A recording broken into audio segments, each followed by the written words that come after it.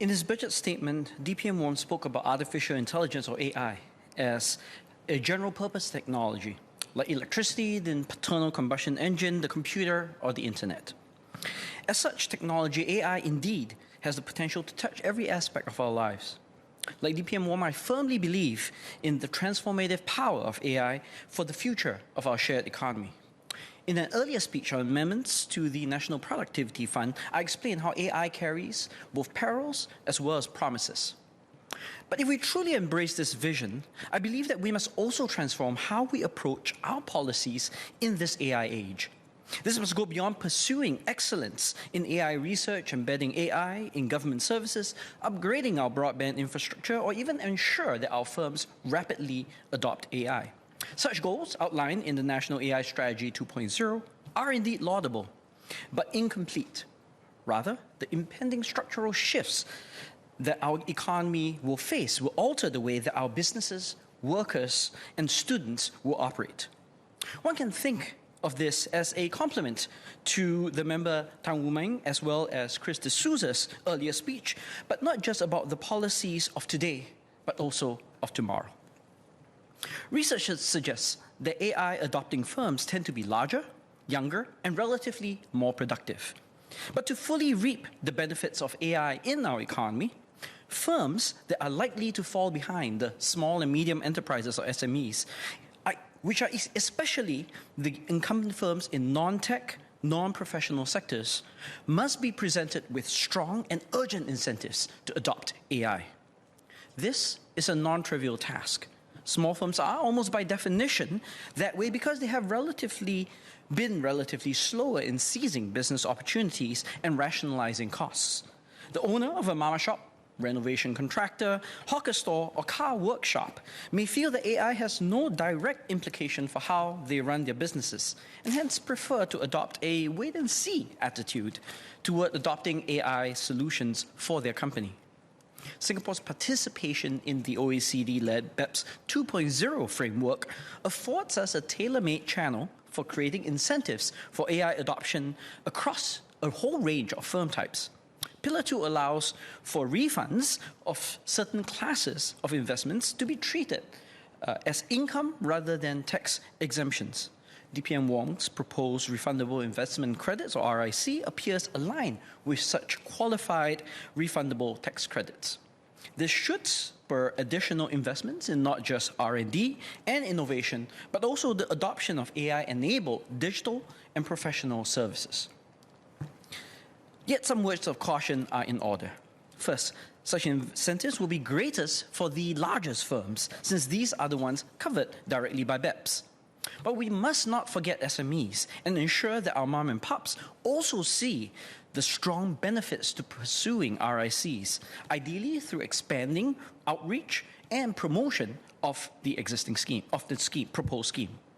Second, while there is room for defining the scope of such credits, it's important to be mindful that BEPS rules permit countries to independently apply a top-up tax, which they may do if they believe that the tax rates imposed on firms domiciled here circumvents the spirit of the 15% minimum, or subverts the intent of the credit to encourage sustainability or knowledge generation. In particular, if the RIC is perceived as an instrument designed as a loophole, and this applies to my mind especially for investments meant to simply increase production rather than those targeted specifically at the green transition or R&D, they may choose countervailing action and exercise the top-up over on their end, thereby undermining the attractiveness of the RIC in the first place. This is why the seeming consensus arrived at in the budget-related wish lists put out by the Big Four accounting firms here, all of which stress the importance of refundable tax credits, may be worrying.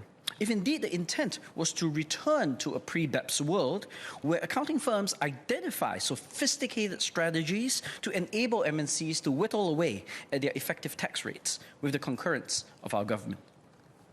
Third, we need to be aware that the traditional argument favoring taxing capital more favorably than labor, under the premise that doing so would stimulate productive investment, may have to be re-examined.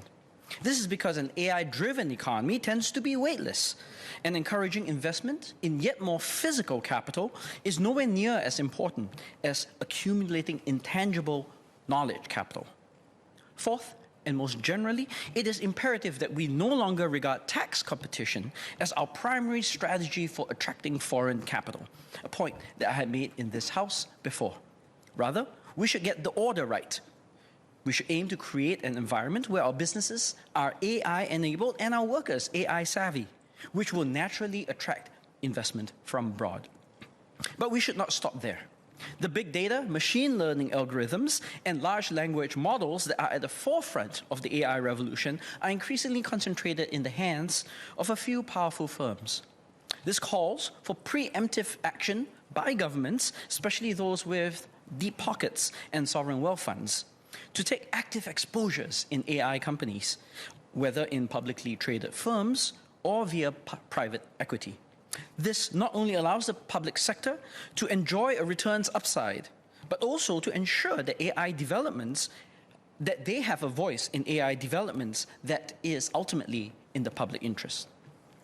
Of course, AI will not only alter the prospects for businesses, but also our workers. Emerging evidence suggests that generative AI boosts productivity by about 14%, but among novice and low-skilled workers, the gain was far more, something to the order of 34%. This implies that AI augmentation will lead to a compression in the distribution of abilities and skills.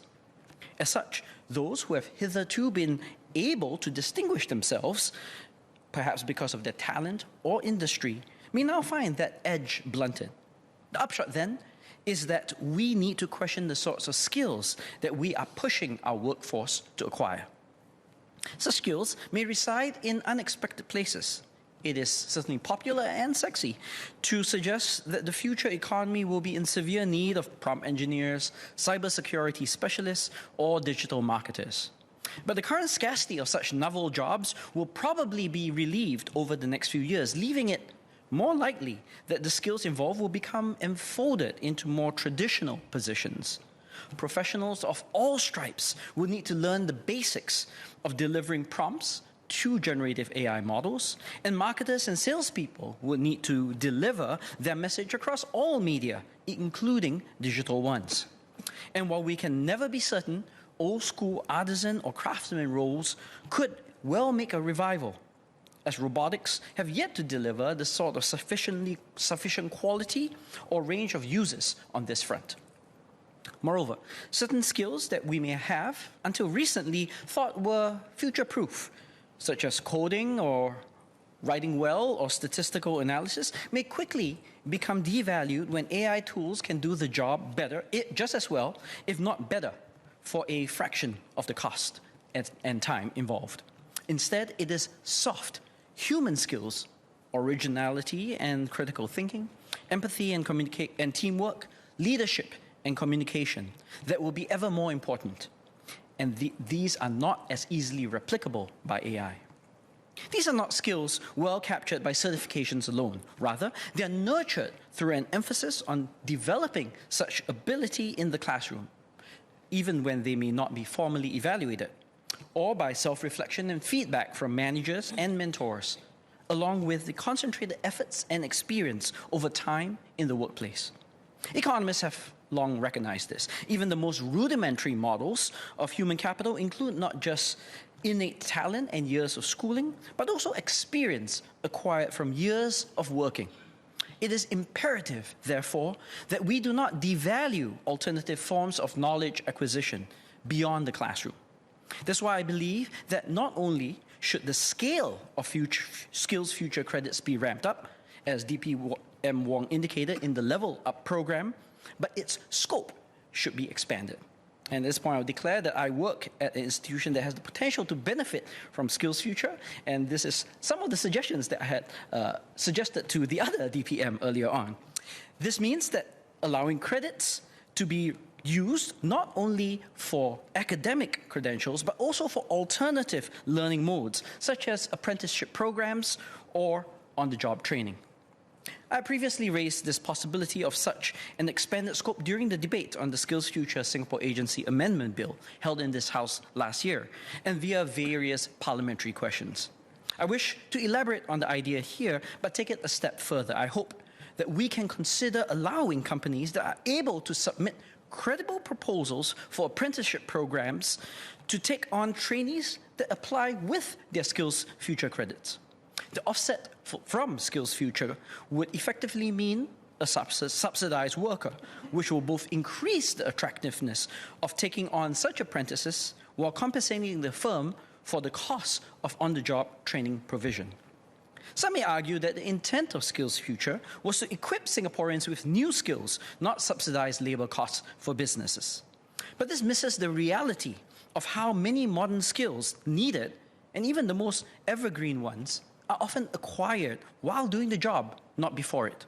A close friend of mine who trained as an architect but eventually went on to a very successful career in finance once shared that he was offered his first job in an investment bank, despite his absent background, because they would have to teach him everything that he needed to know anyway. Furthermore, training apprentices could ultimately leave for a position elsewhere also represents a risk for the business. If we are truly concerned that companies may abuse the system to hire a stream of temporary workers with little transferable skills, we can always include a clause in the contract that requires a minimum duration of employment, post-apprenticeship, conditional on mutual agreement, and reasonable performance, of course. Such a change in how we value skills and training in an AI-enabled economy will become more necessary in the future, not less. This is not least because we cannot yet anticipate what kinds of jobs may become displaced by AI and what would become more important. If anything, the lifespan of economically remunerative skills is likely to diminish. But while I fully agree with the importance of infusing the mindset of lifelong learning into our workforce, we need to simultaneously stress that learning and applying must not be equated to grades and certificates. Now, inevitably, some workers will be displaced by AI. This is why DPM Wong's indication that there will be temporary financial support for the involuntarily unemployed, in other words, support for those that have been made redundant, is important. The Workers' Party supports this move, not least because we have been proposing some form of redundancy insurance since 2011. In my response to the budget last year, I further elaborated on the desirable features of such an unemployment insurance scheme. In a nutshell, this entails balancing the trade-off between providing a safety net for those who have lost a job while still encouraging those displaced workers to expeditiously return to the labor market, rather than relying on the payouts as a crutch. Optimal schemes tend to combine reasonably generous salary replacement, albeit for a limited time. Now, if we accept that AI will alter how we work, it becomes self-evident that we also need to go upstream and rethink how the AI revolution will alter how we educate. By this, I mean education for the masses, not just building a core of AI scientists and researchers just to make ourselves a hub for AI innovation. For starters, it is high time we internalize how straightforward knowledge accumulation, rote learning with constant repetition, regurgitated through closed book exams, is no longer tenable. If it ever was in the information is free age of the internet to begin with. AI will further erode the relevance of simply knowing more facts and figures, being the fastest at solving known problems, or being able to memorize long lists of nomenclatures or taxonomies. Rather, we need to teach our kids how to filter information, to assess and evaluate rather than accept without questioning. This means that they will need to learn how to ask good questions, to identify the right from the wrong, but more often to also recognize the nuance and know that there isn't any clear right or wrong. This, in turn, requires fostering a deep intellectual curiosity in our students, one that instills the habits and imparts the tools necessary for critical interpretation and evaluation of data as well as information. Students need to be able to be taught not just what to think, not so much what to think, but how to think. That's why my party colleagues, Mr. Pritam Singh and 𝐁𝐿 emphasize the importance of access to information so that we can encourage such thinking even in the policy realm. Now, this will upend many of our traditional educational strategies. First, we need to reconsider the importance of high-stakes standardized tests as a performance benchmarks, since AI already outperform humans in most exams, or they will in the next few years, in areas ranging from accounting to law to medicine to languages. Indeed, it has even successfully drafted several bills for legislatures. While standardized testing has long been a mainstay of Asian society, the 𝐃𝐿 was first introduced in China in the 6th century, and Indian Emperor Kharavela relied on competitive testing to select his officials in as far back as the 1st century BCE. Its continued use will need to be reviewed in light of the realities of the modern educational landscape. The tempting but wrong solution is to ban our students from using AI altogether. We do our students a disservice when we insist carte blanche that using ChatGPT output constitutes plagiarism, because this will disadvantage them when they enter into the real world and are forced to compete with those with greater familiarity of how to integrate generative AI into their work. But this doesn't mean that we eliminate assessment wholesale. Rather, evaluations should be performed continuously and holistically. We still need to impart numeracy and literacy, but these can be evaluated through dynamic debates and polished presentations, through group projects and collaborative problem solving, and through the ability to pose quality questions as much as offer quality answers. Continuous assessment, a term we've used to describe our model of evaluation since I was in primary school, needs to be taken far more seriously. And DPM Wong's decision to top up the EduSafe Endowment Fund has the potential to contribute to realigning our mindsets on competencies beyond grades. But I will encourage the Ministry of Education to take bolder steps, such as increasing the number of non-academic awards, making final exams just a small fraction of the overall course grade, and allowing through-train education without the PSLE. Now, I'm aware of the subtle irony of this claim coming from someone who has accumulated way too many academic credentials and taken way too many exams, and who still relies on teaching for a living. Be that as it may, I believe that we need to disabuse ourselves of the notion that the preferred path to professional and personal success lies solely in climbing the ladder of acquiring yet more academic qualifications. We inadvertently sell the rich diversity of gifts and talents of our population short when we insist on holding fast to a mindset that the potential of a student is determined by how they fared in an exam when they were 12 or 16 years old. Second, even if as we implement AI in our pedagogy via the EdTech Master Plan 2030, we should not forget that customized learning, fostering digital literacy, and equipping students with 21st century skills all come back round to our teachers. Even as we fully empower our teachers with AI tools, we must also confer to them additional latitude to deliver the curriculum as they see fit, and make them facilitators rather than lecturers, else learners will never fully exploit the full potential of AI. Doing so will unlock what 𝐁𝐿_𝐿, founder of the online learning platform Khan Academy, characterized as infinitely patient tutors, a development that our tuition-obsessed nation will surely appreciate. Finally, we also need to ask if the usual NITEC diploma degree pathway is still relevant in a world where the correlation between doing well rests in tests and translating that to practical performance is being increasingly challenged.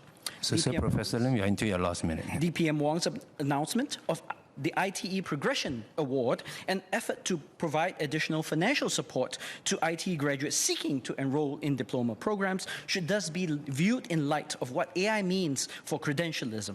While upgrading skills is undeniably important, promoting the acquisition of yet another paper qualification may be an incomplete assessment of the upgrader's abilities, or even worse, proffer a misguided reassurance that doing so will necessarily translate into a job and hence be disappointed. I will conclude. Mr. Speaker, while my speech has stressed on the importance of relying on artificial intelligence to reshape our businesses, workers, and students, we must not also forget that AI will transform the manner that which we, as policymakers, approach our task. The last thing we want from a 21st century government and legislature is more canned answers and pro forma solutions that look like they came out of ChatGPT. More crucially, we need the courage and conviction to forge a new way forward that is unshackled from our old ways. This is something that AI, designed to riff off the existing corpus of knowledge, can never do.